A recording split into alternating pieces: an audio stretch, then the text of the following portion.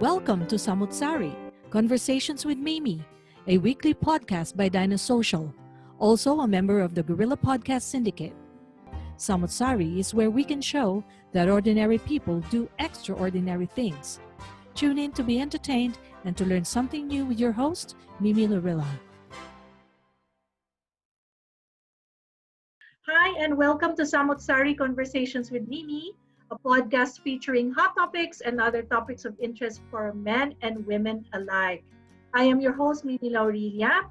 And as you know, for those who have been watching me or listening to me, we are already towards the almost the 20th mark of my episode. So, and as you know already, we feature guests who share their passion and commitment to their profession or talents, or we can also talk about things that matter to our guests.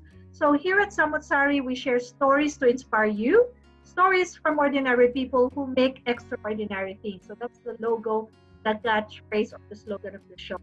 And in today's episode, I am very lucky, fortunate, blessed to have two women in my show. This is the first time I have more than one person as a guest. So you are the buena mano. We can call it a buena mano for having two people. And these people I met through a workshop here in Melbourne. So today we're going to get to know them. We're going to chat with them. But before I really chat with them, I want them to say hi. Just briefly wave, ladies. Okay? And then I'll introduce you, one at a time. So I'll start with my first guest, Jamie Collado. So Jamie is an international student. She is enrolled in the Masters of Social Work at Federation University, Australia. Before coming to Australia to study her master's, she's a Bachelor of Science in Legal Management graduate. Oh, I want to ask her about that course. She is still very much a single person enjoying her life as a single person, and she doesn't have children, so that means she's not married yet. Okay, so that is Jamie. And my other guest is Tina Marie Tan Moya. Tina is also an international student from the same university, Federation University. Before coming to Australia to also enroll in the Masters of Social Work, she is a graduate of Bachelor of Arts in Psychology and Supplemental Course in Education. And her primary or previous work experience was a primary or a public school teacher and a guidance counselor. So, guys, you will notice that our guests have a varied, diverse background. So I want to talk to them about that. So, Tina, you first. Can you say hi to our listeners and viewers? Hi, everyone. Good day. And Jamie? Hello, everyone. Good afternoon. Yeah, it's actually good day, good afternoon, good morning. When our listeners or our viewers view us, it can be any given time. And as you know, with the advent of the internet, we can, cross borders, cross time zones. So it's really exciting. I think the world of podcasting has enabled us to transcend the barriers of the distance. So I'm really excited. This is my first time to interview international students in a university setting. I did interview a person before. He is an international student, but he's studying something around culinary arts, cooking, the cooking school. But you are doing your Masters of Social Work here in Australia. Let's just backtrack a bit. So Jamie, can you tell me why did you want to study Masters of Social Work coming from a different background, legal management? Okay. First of all, my dream was to become a lawyer. So, hence the bachelor's degree in legal management. It's actually a pre-law course, a hybrid one, because there's a study of law and business as well. So I wanted to become a human rights lawyer. I wanted to advocate and protect those people who are whose human rights are being violated, especially in the Philippines Yeah. at the moment. There are many cases of human rights violation. So I wanted to become a lawyer, but then I was given the opportunity to work in a law firm in the Philippines. And then there I was able to see how the lawyers work. I was a paralegal back then in the Philippines because I wanted to have a feel of the law setting before I delved into enrolling into a law school. So there, and I saw that it was very stressful, it was very demanding, and sometimes it can get dirty. And I realized that, oh, maybe law school is not for me. So since my siblings are here in Melbourne, I've got 3 other siblings who are here in Melbourne. They persuaded me to come here instead of pursuing my career in law school. So I look at some courses which I can take, and then I saw this Masters of Social Work. My sister said that it's about helping people, helping them with their mental health, their overall well-being. So I was like, maybe I can research on this. And then I found out that social workers here in Melbourne are advocating for women, for the elders. They are fighting for justice, and I was very I got interested, to be honest. So I asked help from my agency, and they helped me go through. At first, I didn't have any idea. Like I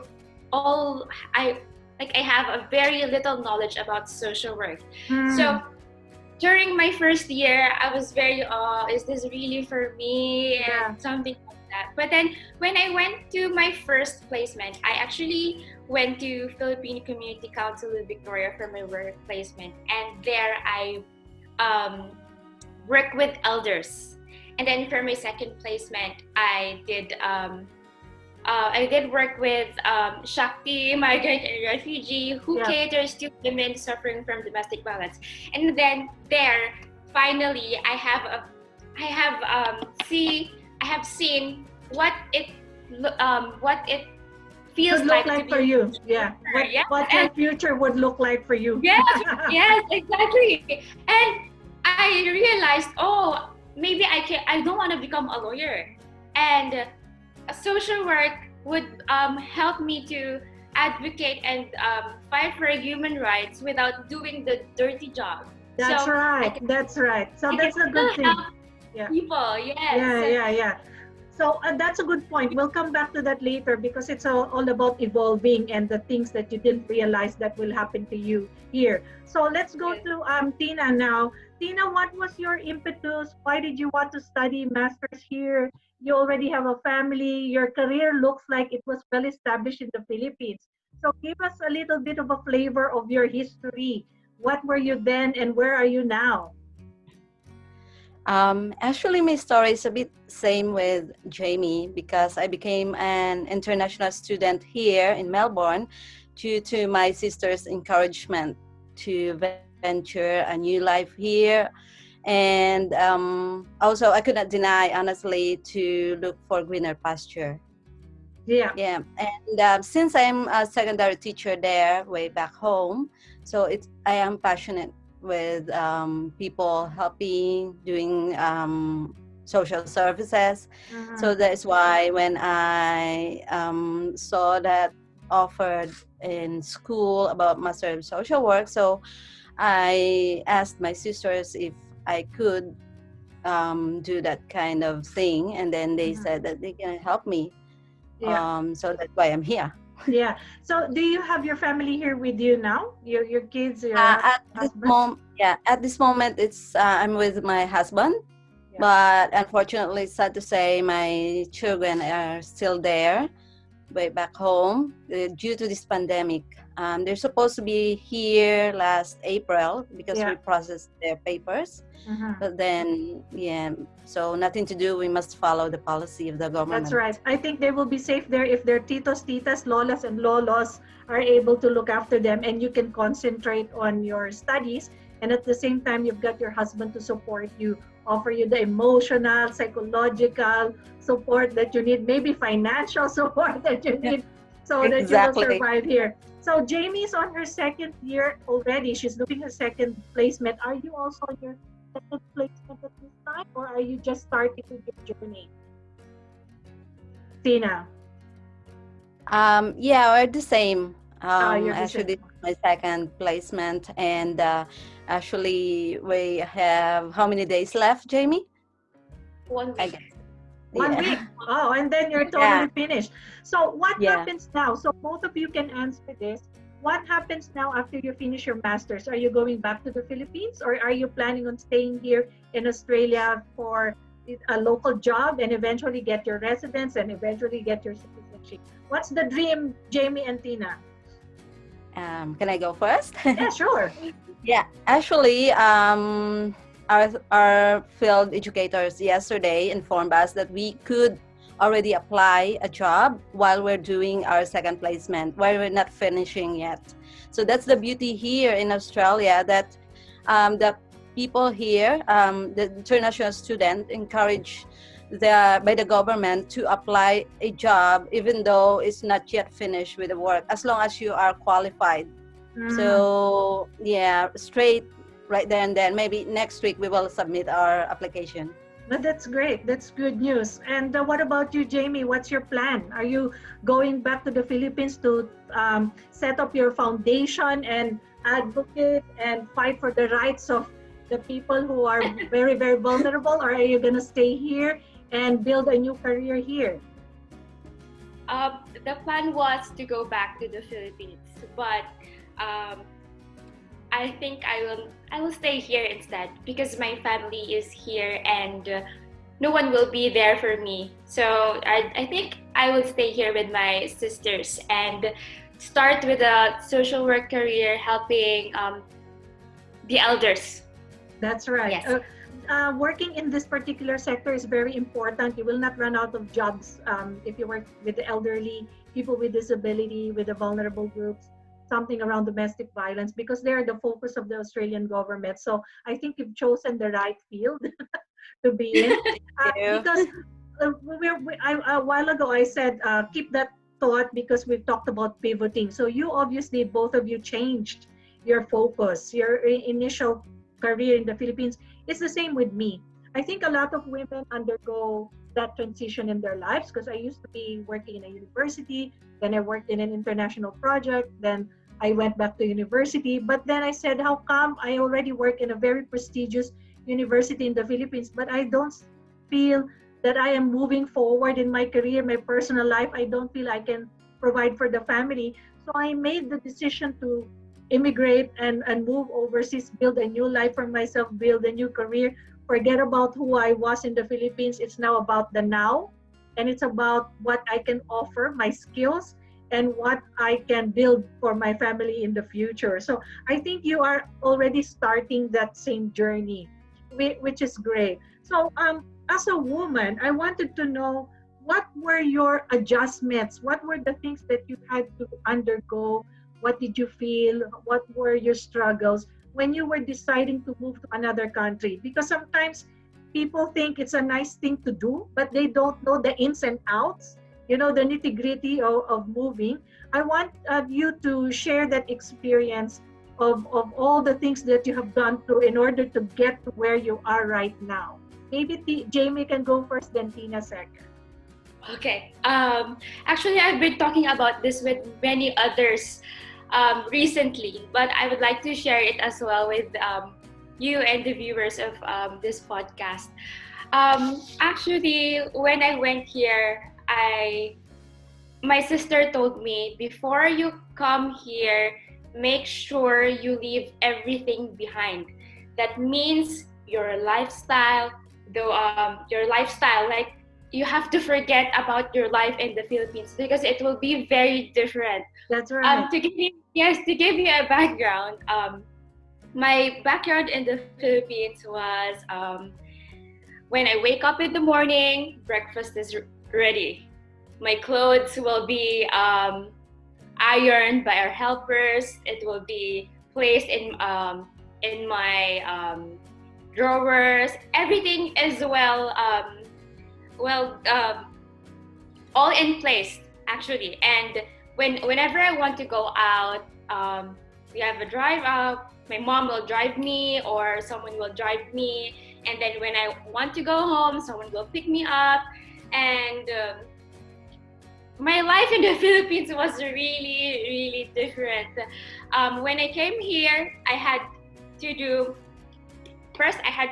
my laundry, which I don't really know. I had to do the cleaning. If I wanted to go out, because I don't have a car, I have to use the public transport. And it was very difficult for me. But during the first months, it was okay. I felt like I was a tourist. But after 3 months, 4 months, I started to feel the difference. And my sister would always tell me, it's okay to cry. But, you really, after crying, you have to think, oh, my life would be very different if I'm still in the Philippines. That's So, right. I also applied for a cleaning job. It was very physical. It was my first time to clean for somebody else, and it was really hard. Like, I went to a rehab to clean rooms actually. So during my second day, I called my sister. I quit. I don't want to work here anymore. And I can feel my joints and all that stuff. And I was crying. I don't want to work here. And my sister said, "What do you want? Work there or eat nothing?" And I was like, "Can you just feed me or what?" And my sister told me, "I want you to be responsible. Buy your own food, share with the bills. So you have to work there." So This is what you call total independence, Jamie. Total Yes. change of lifestyle, Yes. total independence. Yeah. So Yes. have you now used to it now? Are you used to this lifestyle now? Actually, yes, but the most difficult for me is the cooking part, because I really don't know how to cook, but I am learning. And my mom was really surprised when she found out I can now cook like the common Filipino dishes, like the adobo or the Yes. sinigang or the nilaga. Yeah. They were yeah. really happy, but I'm still in the process of learning That's how okay, to cook. because they say that necessity is the mother of all invention. So now, because it's really a necessity for you, you have to learn how to do these things. Thank you for sharing that. And I will go back to that because I picked up on two important things that you've gone through. Let's check in with Tina in terms of your own experience that you can share to our viewers.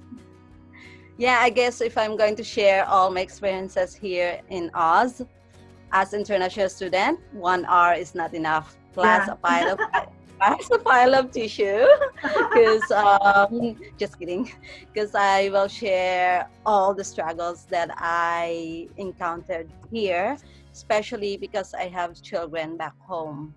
So it's very, very hard, from the obstacles of different foods, unfamiliar living circumstances, and also financial.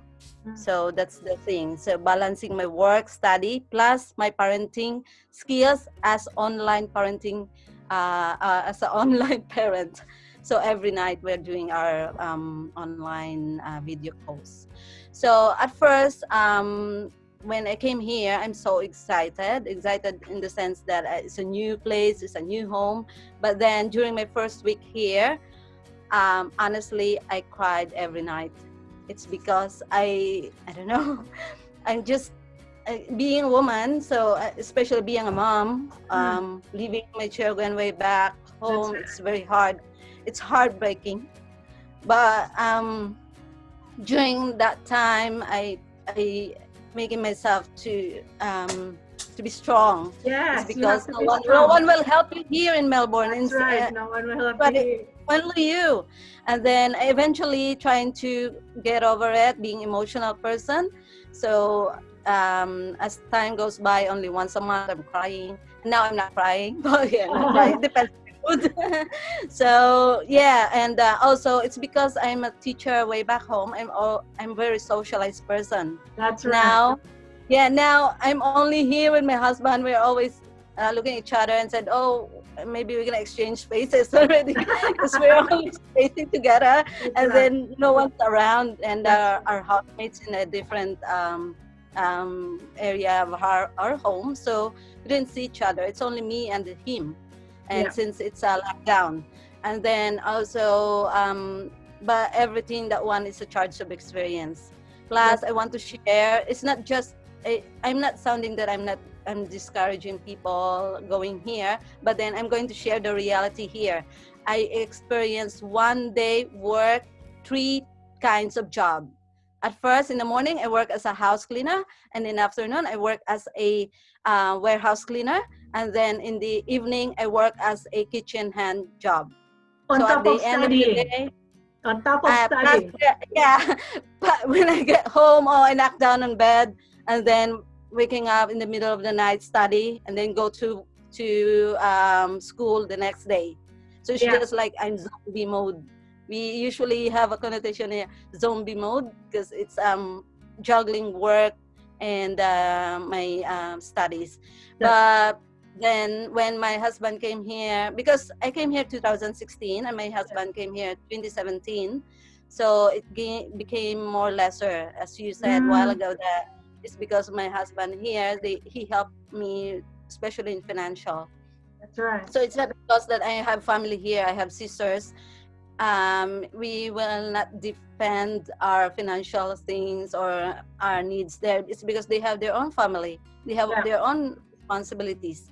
That's And we are able to stand up on our own. But now, yeah, I'm more adjusted and happy. More adjusted. That's good. These things that you're sharing, Jamie and Tina, they're really important. We cannot hide them because that's the truth, and that's what people need to realize, that in pursuit of your dream, okay, in pursuit of your goals for your future, you have to sacrifice a lot. So you have to sacrifice the lifestyle that you have in the Philippines. It's definitely gonna change. You are right, Jamie, in saying you have to leave everything behind. There's no turning back. It's all only moving forward, and not, you can whine and you can be grumpy sometimes to say, oh, how I wish ganito ganon, but obviously times have changed, and here in Australia, family is different from the support system that we have in the Philippines. You have lots of people to depend on. Like Tina said, now when you're overseas, if lucky you have your husband with you, but not all the rest of your family members, and even your sisters, they don't necessarily come to your rescue all the time. You have to learn how to do things on your own.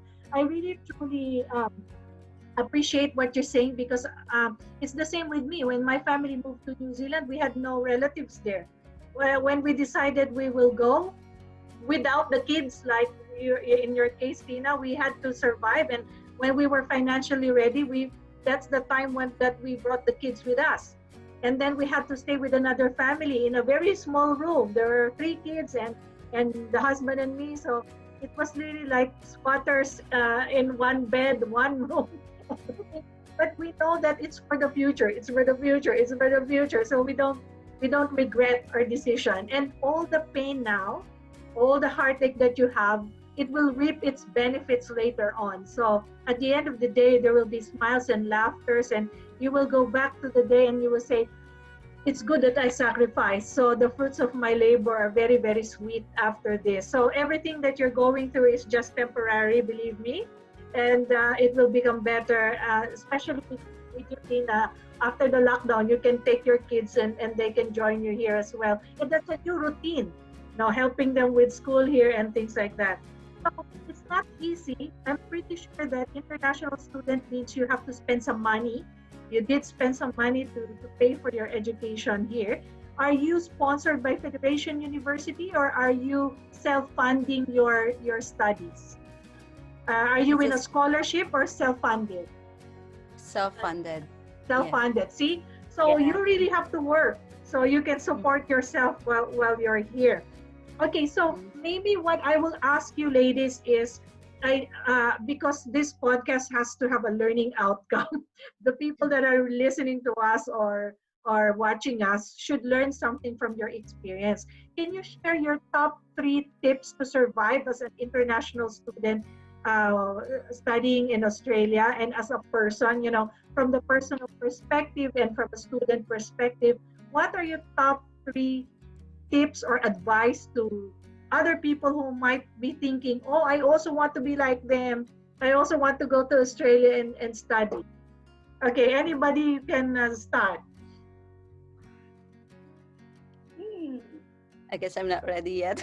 I'm not ready yet. One of the things, while you're thinking, I would like to share one thing. So, because we have where I'm keeping my time here in my show. Maybe one of the things that we have to do is be careful of your choice. Be serious about your decision. Do you really want to do this because uso siya or because naiinggit sila sa iba na may ganito experience? They really have to think about their finances. Can they really afford to support themselves to study overseas? And are they happy staying in their job and in their situation in the Philippines? Or gusto din nilang mag-improve yung buhay nila and they think that studying is the ticket to do that? Because they can be an OFW. They don't have to study. They can just immediately work. But you chose to study. You chose this new path. Okay? So now, maybe you have your top 3 final tips or advice very, very quickly.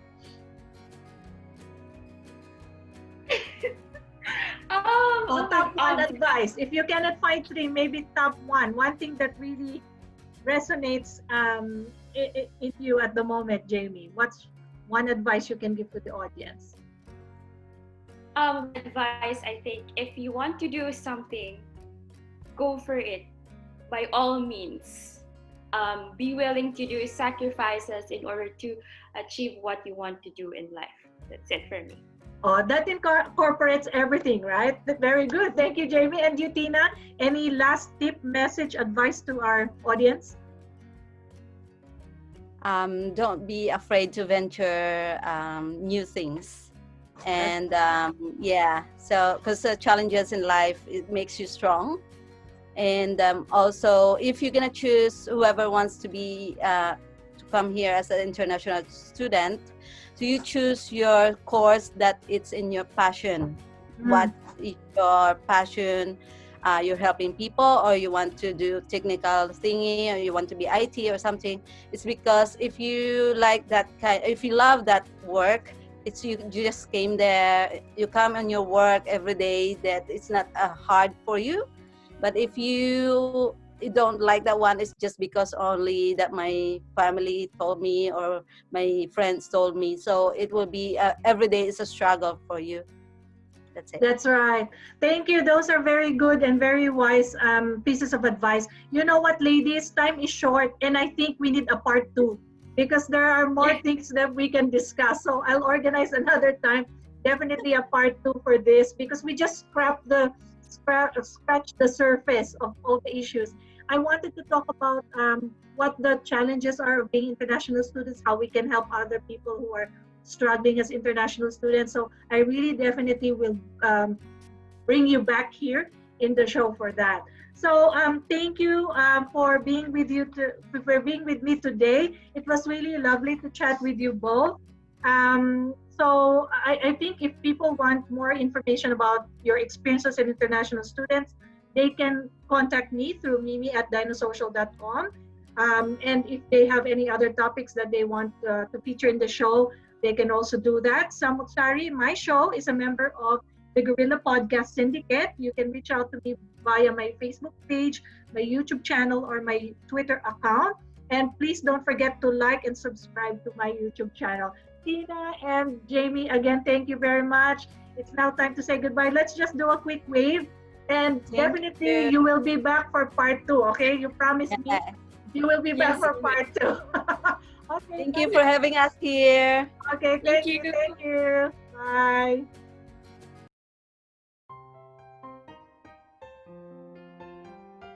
If you find value in this episode, make sure you like and subscribe to be notified of new releases.